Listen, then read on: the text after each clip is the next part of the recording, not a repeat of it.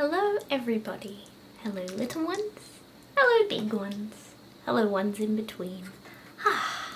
I was away for a week. I went on holiday out west and I saw red dirt for the very first time and I saw 2 wild emus. It was a lovely holiday, but I'm very glad to be back. Also, I'm giving you guys mummy looks today. I don't know what it is. I just woke up today feeling like mummy. I might make a video on that later as well, on my switchiness. And I hope you're all excited for I believe we're up to chapter 11. If it's nighttime where you are, or nap time, I want you to lie down. I want you to get as comfy as you possibly can. Pull your blankets up, tuck yourselves in, get cozy, and listen to chapter 11 of Littleland. Vanessa, whose stomach continued to cramp ominously through her evening bottle and story time, began to worry. For lack of a better phrasing, she was feeling fussy. But still, she refused to give in to the growing pressure in her abdomen. She clamped her eyes and legs together as tightly as she could muster once she'd been placed into her crib and given the now customary goodnight kiss on the forehead. The next morning, the pressure in her stomach had been replaced with a strange heaviness, as if she'd eaten a handful of rocks rather than the yogurt she'd actually been given. It bothered her, but the immediate urge had left, and she was glad. She was not ready to voluntarily do that. That day, Miss Emily was taking the group to the park. It was the first time that Vanessa had ventured outside the central building that housed them until then, and she was partly curious to see what lay beyond. The part that wasn't curious, however, was anxious, and it speculated wildly. Whatever is out there, it can't be good, she thought. The building with the nursery in her bed, she was still unable to bring herself to call it a crib, was fine enough for her. She didn't need swashbuckling adventures or whatever else the brochure had promised. Vanessa had already had quite enough adventure, and she didn't feel able to experience anything new with a belly full of rocks.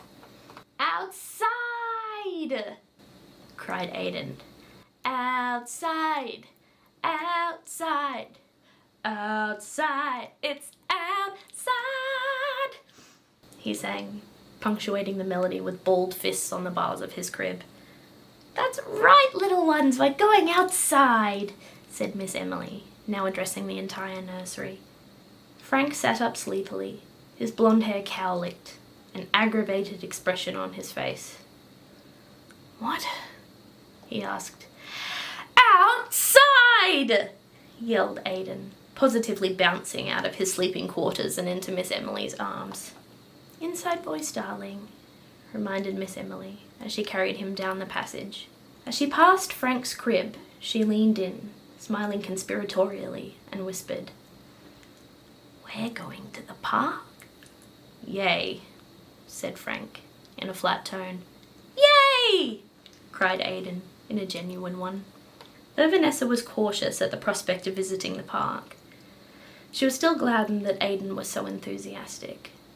Though, to be fair, Aiden seemed to be enthusiastic about most things.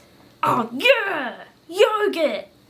Ah! Yeah! Trucks! Oh right! These overalls have so many pockets!" The only things that Aiden James Phillips seemed to dislike, so far, were spankings.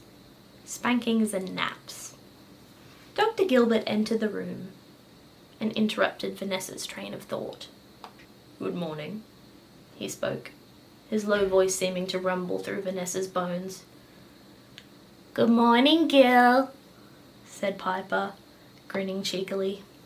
The resultant look of stern reproach that he turned upon her was so swift that Piper's grin immediately disappeared.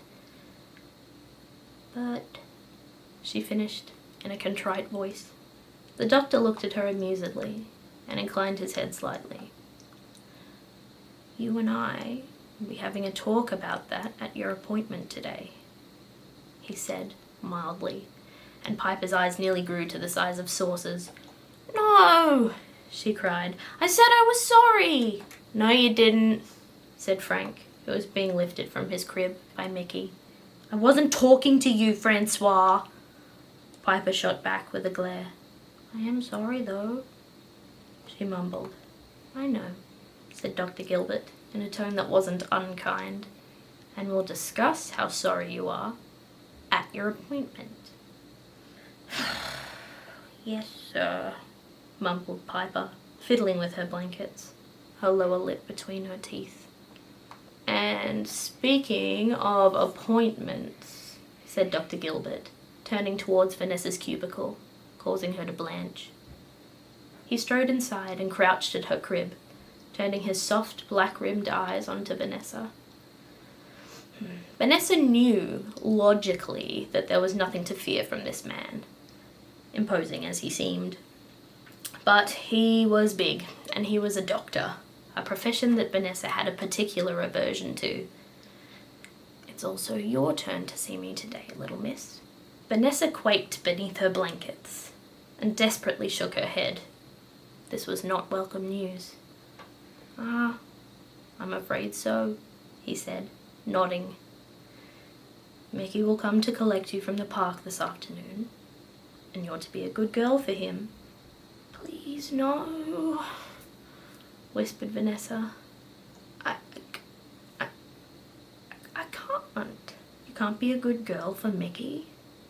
he asked, wryly, tilting his head in mock confusion. "No," cried Vanessa in genuine dismay. I can be good, but I can't go to the..." Vanessa, too overcome for speech, covered her mouth with her blanket. "This is a jumper. We put all our blankets away. It got hot. Thanks, Queensland." Vanessa, too overcome for speech, covered her mouth with her blanket. She began to chew on the soft fabric, the action instantly bringing a small amount of relief to her growing anxiety.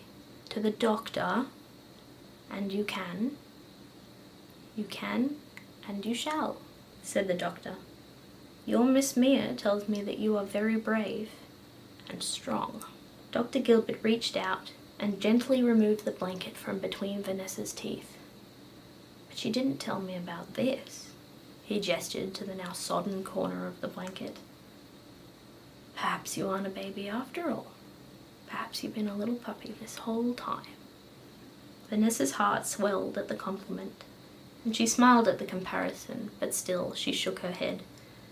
She didn't feel strong. "I believe her," he said, an earnest expression on his face. "I know a strong, brave little girl when I see one." Vanessa flushed, not feeling very brave either. She set her jaw and remained silent beneath her blanket. "I will see you this afternoon for your checkup, little pup, though I am not a vet." Miss Mia wasn't swayed by Vanessa's tears, nor the begging to be spared from her appointment.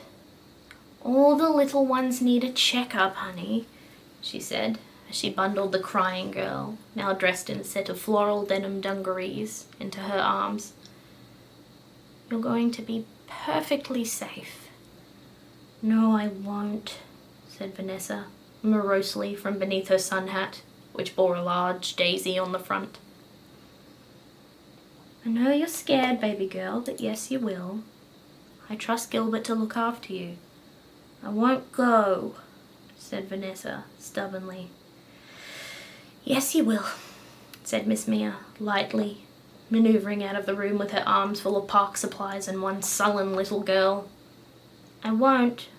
I'll run away," muttered Vanessa, who had no intention of doing any such thing. "Mm-hmm," said Miss Mia, looking sternly down upon her charge as they walked.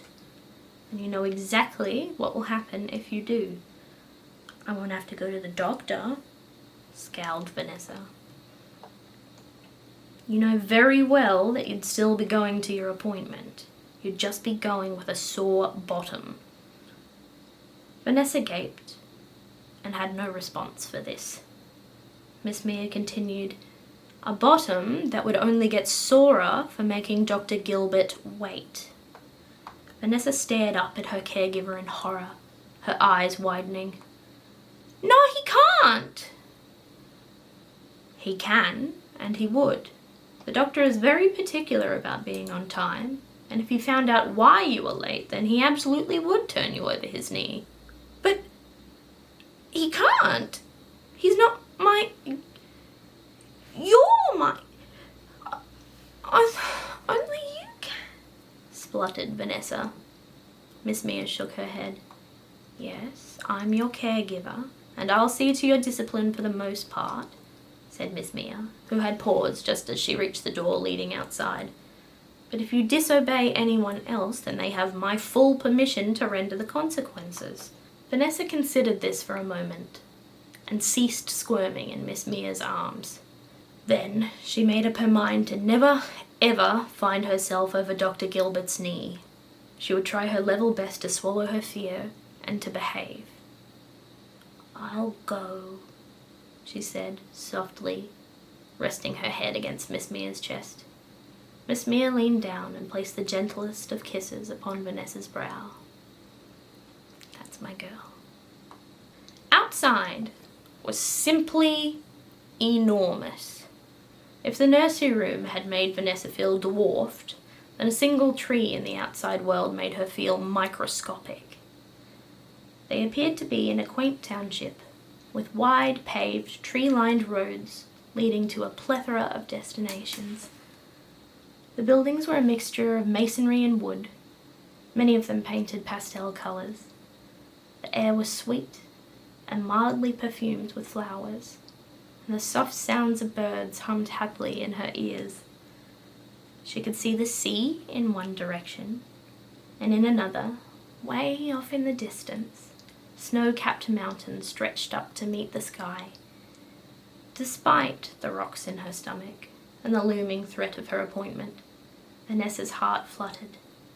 She had never seen snow before. The park was a maze of cobblestone pathways and delicately manicured flower beds. She could see a large field off to the left, and up ahead was an equally large play fort with a flag waving merrily from its tallest spire. The group was sitting beneath a large tree, listening patiently to Miss Emily, who spoke animatedly and sported a sun hat of her own that was much like Vanessa's. "All going to stick together," she said emphatically, and she glanced at Piper. "Vanessa! Honey, I adore your hat," said Miss Emily, beaming at the sulky little girl, who began to feel her sulkiness dissipate in the warm spring air. "That reminds me, where do our hats live?" she asked, this time directed at Danny, who was sheepishly returning his hat to his head. "On our heads," he said, giving a tiny, abashed smile. "On our heads. That's exactly right. Good boy," she said, clapping her hands. "You'll all get 3 hat warnings." "Then what?" asked Aiden, flinging his hand skyward. Asked Miss Emily. "Then what? Then what happens after we've had 3 warnings?" "Oh, the worst punishment imaginable," she said, kneeling down to look the little ones directly in the eye. Aiden gave a soft gasp. "What's that?" he asked. "You'll have," Miss Emily paused for dramatic effect, "to sit in the shade with me." That's the end of chapter 11. Whee! Chapter 11. Next chapter is going to be a biggie, you guys. So when I sat down to write this morning, I only started writing it this morning because I only just got back from my holiday. Yeah, when I sat down to write it this morning, I had full intentions of writing the entire doctor's appointment chapter, but as I wrote all of the bits leading up to the doctor's appointment, I realized that there was enough stuff in there that would fill up a chapter, and I would either have to leave the doctor's appointment till the next chapter, or I would have to just sort of gloss over things and I really want to go through it in really like lengthy detail. And I know I've heard a lot of people who have been raising complaints about how I always seem to leave it on a cliffhanger. That's just kind of the nature of the beast with this one. And if you'll find like leading up to a massive cliffhanger, it's generally because I want to dedicate as much time as possible to big events that are happening, like the spanking and like going to the doctor, because it's, like I said, a big one. So look forward to that next week, you guys, and look forward to my camping video that's going to be coming out very, very soon. It won't be this week. I just want to set your expectations, but it will be very soon, and I think it's going to be a fun video. I'm really looking forward to making it. Thank you for listening to Chapter 11 of Littleland, and I will see you guys on Thursday and next Tuesday for Chapter 12. Bye, everybody. Sleep well.